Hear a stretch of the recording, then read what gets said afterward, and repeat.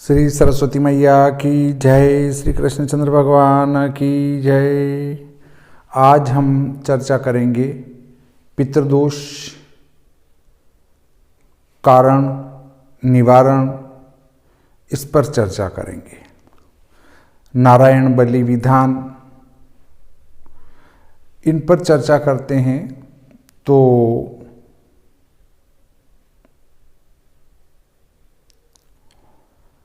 क्या होता है कि यदि जन्म पत्रिका में गुरु किसी प्रकार से पीड़ित हो और कोई विशेष स्थिति में बैठा हो, या सूर्य पीड़ित अवस्था में हो, सूर्य ग्रहण अवस्था में हो, राहु केतु भी पीड़ित अवस्था में हो, ऐसे और भी कई फैक्टर्स हैं जो पितृदोष को बताते हैं। पितृदोष पर विस्तृत और फलादेश वाली पुस्तक में आप पढ़ सकते हैं। अब पितृदोष के लक्षण क्या हैं?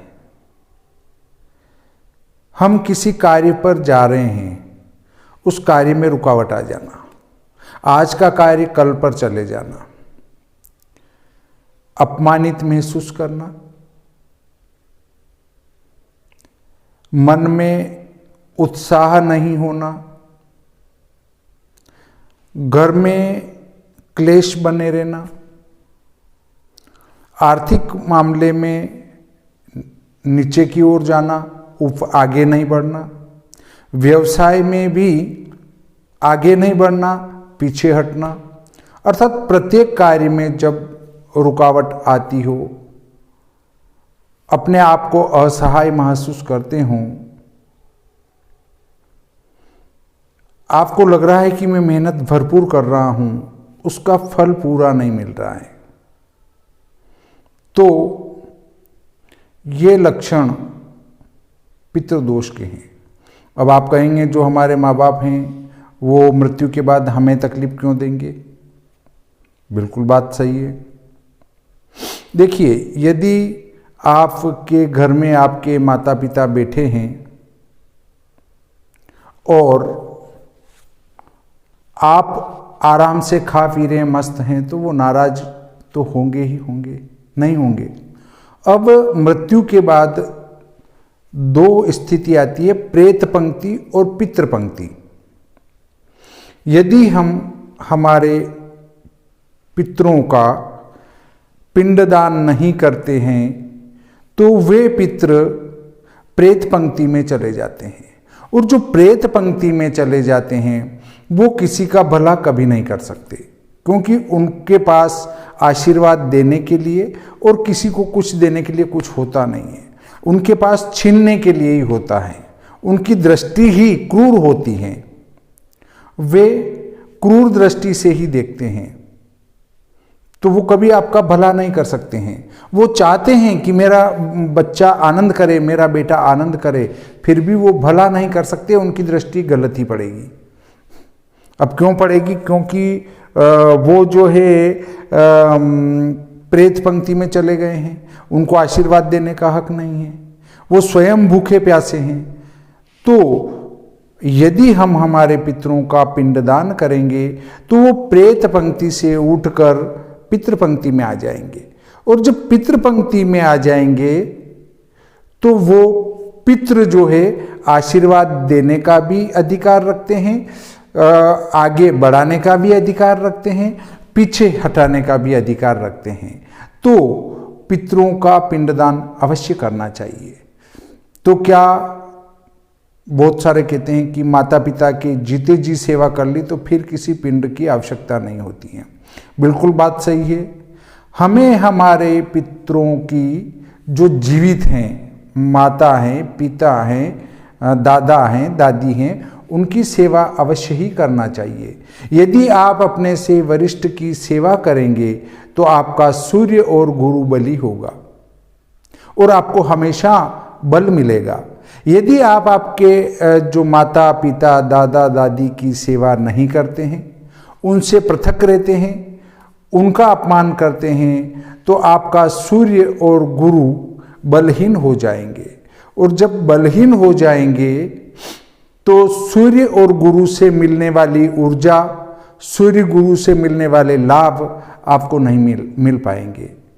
ऐसे ही चंद्रमा पीड़ित होता है तो वो माता की तरफ से श्राप बताता है, सूर्य के पीड़ित होने से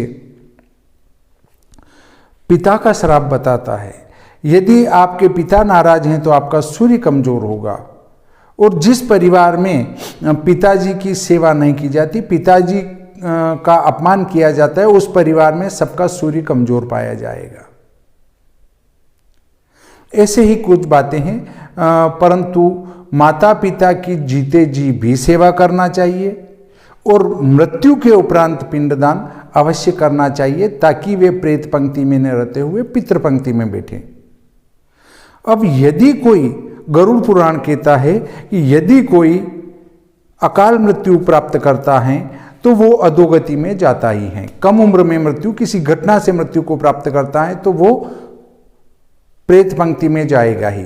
और किसी भी प्रकार के विष से मृत्यु होती है, जैसे सांप के काटने से, विष खोपड़ा के काटने से, बिच्छू के काटने से, जहर पीकर आदि किसी भी प्रकार के जहर से यदि मृत्यु होती है तो वो निर्जन वन में सांप होता है। तो आज हमारा सिर्फ एक प्रकरण है नारायण बलि विधान, फिर अलग से एक प्रकरण लेंगे हम अगले वीडियो में, नाग बलि विधान। तो नारायण बलि विधान क्या है, देखिए हम आज जो चर्चा कर रहे हैं पितृदोष कैसे, क्यों और उसका निराकरण। यदि कभी हमारे पितृ पूर्वज जिनकी मृत्यु हुई है, कभी कभी वे अच्छी मृत्यु प्राप्त करने के बाद भी अधोगति में चले जाते हैं। पूर्ण आयु करने के बाद भी, पूर्ण आयु का अर्थ है जैसे 70-80 आयु की आयु करने के बाद भी वे प्रेत पंक्ति में चले जाते हैं, क्योंकि उनकी कामना यहाँ रह जाती है। अगर उनका जी यहाँ रह जाता है तो फिर उनकी गति नहीं होती है और उनको प्रेत बन के आना पड़ता है, प्रेत बन के रहना पड़ता है। ऐसे ही एक बिंदु और आता है, यदि कोई व्यक्ति किसी अन्य के जिसके वंश नहीं है उनके गोद चला जाता है, जैसे भांजे को गोद रखा, जमाई को गोद रखा या अन्य किसी को गोद रखा, तब उसका वो पुराना वंश समाप्त हो जाता है। और जिसके गोद गया उसकी गोत्र भी वही होती है और पितृ भी उसके वही प्रभावकारी होते हैं। अब वो दो नाव पर सवार हो जाता है, एक नाव तो उसकी अपनी और एक नाव उसकी वो जहां गोद गया उसकी। तो उसको दो नाव पर सवार होने की जरूरत नहीं है, वो जहां गोद चला गया है सारा वहां का ही प्रभाव करेगा। और जब वो जिनके संतान नहीं है उनके गोद गया है तो उस व्यक्ति में मैंने देखा है कुछ तकलीफें आती रहती हैं। तो ऐसे व्यक्ति को जिनके गोद गया है उनकी और उनके पितरों की एक बार नारायण बलि विधान अवश्य कराना चाहिए। नारायण बलि विधान बताता हूं, नारायण बलि विधान का अर्थ ये नहीं किसी को मारना, किसी की हत्या करना, वो नहीं है। नारायण बलि विधान एक सद्गति कराने वाला पूजा विधान है। नारायण बलि विधान।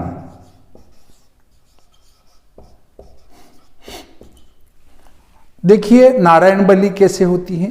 वैसे तो इसका और कई विस्तृत रूप पाया जाता है, संक्षिप्त रूप में मैं आपको विधान बताता हूं। हमारे ज्योतिष में पूर्व होता है ऊपर, नक्शे में पूर्व होता है, नक्शे में ऊपर उत्तर होता है।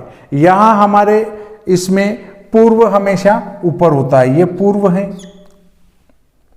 और ये पश्चिम है, ये उत्तर है और ये दक्षिण है। अब देखिए यहां एक बड़ा स्तनदिल टाइप 4 अंगुल की एक चबूतरी बनेगी, या अगर अच्छा पक्का स्थान है जहाँ फर्शी लगी हुई हैं, तो वहाँ पर ये इतनी जगह साफ कर दी जाएगी। कच्चा स्थान है, लीप सकते हैं, उसके ऊपर मिट्टी डाल के 4-4 अंगुल की एक चबूतरी बना दी जाती है। यहाँ पर पंचकलशी की स्थापना होती है, 1, 2, 3, 4 और 5। इसमें होते हैं ब्रह्मा, विष्णु, महेश और मृत्यु के देवता यमराज, और जिसकी नारायण बलि हो रही है उनका आह्वान। ये पंचकलशी की पूजा, और यहां पर ही कृष्ण की पटरानियों का पूजन भी होता है। कृष्ण की पटरानियां, उनका पूजन, इनका पूजन, और एक स्वर्ण की प्रतिमा नारायण की ओर, उनका पूजन। उसके बाद नारायण का तर्पण शंख से होता है। नारायण का तर्पण शंख से। फिर उसके बाद यहां पर स्तंडिल बनाकर हवन होता है। हवन होने के बाद यहां पर दक्षिण मुख में एक 4 अंगुल की वेदी और बनाई जाती है। इस पर 11 पिंड दिए जाते हैं।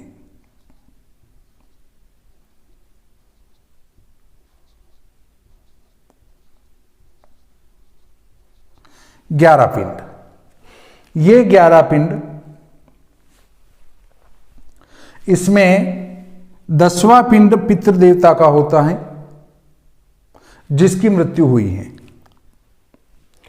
इनका पूजन, इन पर जलांजलि ये देने के बाद इनका प्रवाहित होना, इनको प्रवाहित कर दिया जाता है।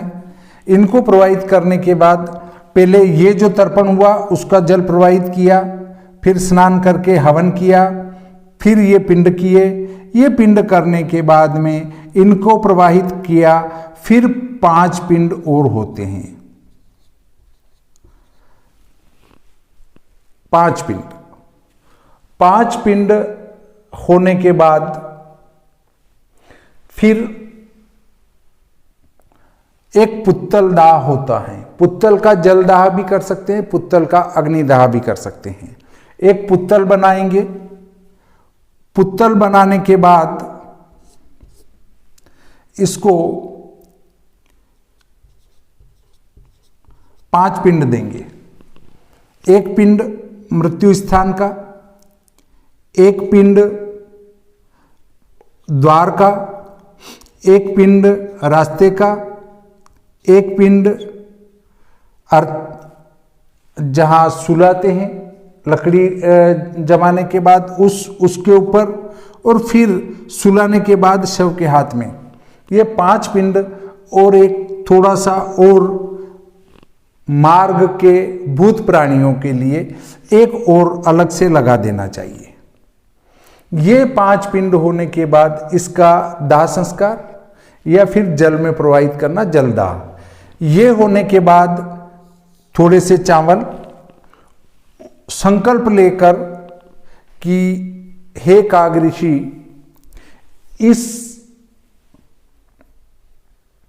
इन चावलों को या इन चावल की बलि को आप भक्षण करना, और जिन पितृदेवता की मैंने नारायण बलि विधान करवाई हैं उनको आप सद्गति पहुंचाना।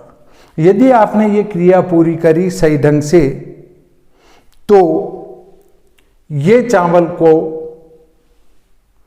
कौवा आकर निश्चित खाएगा। एक मुंह लग जाए उसके बाद कोई दिक्कत नहीं, फिर खाए नहीं खाए। यदि यहां कौवा नहीं आया तो ऐसी स्थिति में वो क्रिया अधूरी कहलाती है। सबसे अच्छा जो नारायण बलि विधान का प्रावधान है वो आपके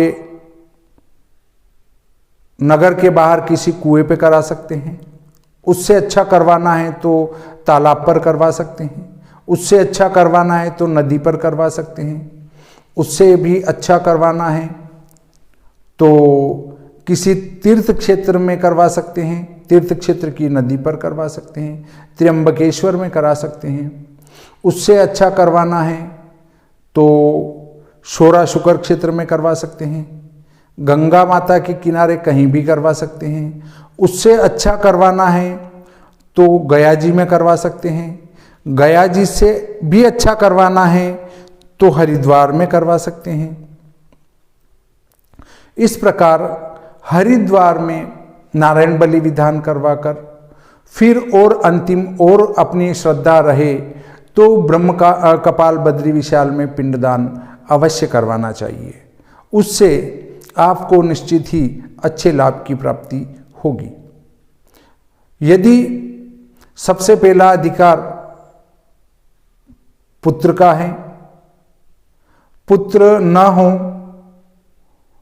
तो परिवार का कोई भी सदस्य, परिवार में कोई भी न हो तो राजा करवा सकता है, राजा भी नहीं हो तो ब्राह्मण सभी की क्रिया करवा सकता है, परंतु इसके लिए ब्राह्मण का भोजन से लगाकर सारा खर्च यजमान को उठाना चाहिए।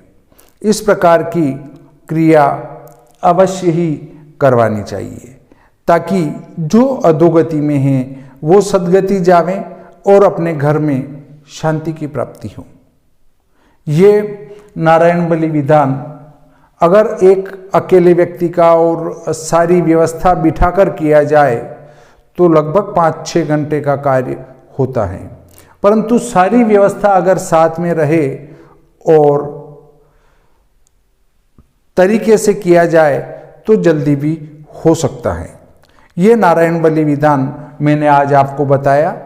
अगले वीडियो में मैं आपको नाग बलि विधान बताने की कोशिश करूंगा। अब ये इतना शार्ट में तो बता दिया मैंने, संक्षिप्त में बता दिया, परंतु विस्तृत रूप में तो समय लगता है। ये केवल बताया गया है। इन 5 कलशियों पर 5 प्रकार की मूर्तियां भी स्थापित की जाती है, ब्रह्मा विष्णु महेश की, एक की सोने की, एक की चांदी की, एक की तांबे की, इसी प्रकार पितृ की वगैरह, यमराज की लोहे की, शीशे की जो है जिनकी नारायण बलि कर रहे हैं उनकी रहती हैं। तो इस प्रकार से उनकी मूर्तियां भी स्थापित कर उनकी पूजा करने के बाद ही ये विधान किया जाता है। शायद आपको ये आज का प्रकरण अच्छी तरह से समझ में आ चुका होगा। यदि फिर भी कोई समस्या हो तो कमेंट बॉक्स में कमेंट करें। यदि मेरे को जानकारी होगी तो मैं उस पर और आपको बताने की कोशिश करूंगा। जानकारी नहीं होगी तो हम आपस में मिलकर और नई जानकारी जुटाने की कोशिश करेंगे। कुछ कहते हैं वेद में पितरों का विधान नहीं है, तो वेद में भी पितृ देवता का विधान पाया जाता है और श्राद्ध करने का भी निर्देश वेदों में भी किया गया है। इसलिए हमें किसी चक्कर में नहीं पड़ते हुए हमारे पितरों को अवश्य ही मानना चाहिए। जीते जी भी उनकी सेवा करना चाहिए और मृत्यु के उपरांत भी हमारा फर्ज पिंडदान का है, और यदि अधोगति में कोई है तो उनकी नारायण बलि विधान कराने का भी हमारा फर्ज है। बहुत सारे कहते हैं कि यदि हमारे पितृ हमारे यहाँ बैठे हैं तो हमें उनके साथ रहने में बड़ा आनंद आता है, हम हमारे समय समय पर वो हमारा साथ देते हैं। भाइयों, वो तो सदगति जाके और आपको ज़्यादा आशीर्वाद देके जाएंगे। आप गलत विचार कर रहे हैं कि जो पितृ यहाँ पर परेशानी में हैं, उनके मूर्ति बिठा रखी, उस पर जो है पक्षी कुछ भी डाल जाते हैं, विष्ठा वगैरह डाल जाते हैं, तो इससे अच्छा कि उनकी गति सुंदर रहेगी। आप तो धूप लगाते हैं 14 अमावस को, और बीच में जो खाली दिन है उस दिन क्या होगा उनका। तो इसलिए उनकी गति करवाना उत्तम रहता है, क्योंकि उनको भी अगली योनि प्राप्त हो जाए। तो ये प्रकरण यहीं समाप्त करते हैं। श्री सरस्वती मैया की जय, श्री कृष्णचंद्र भगवान की जय।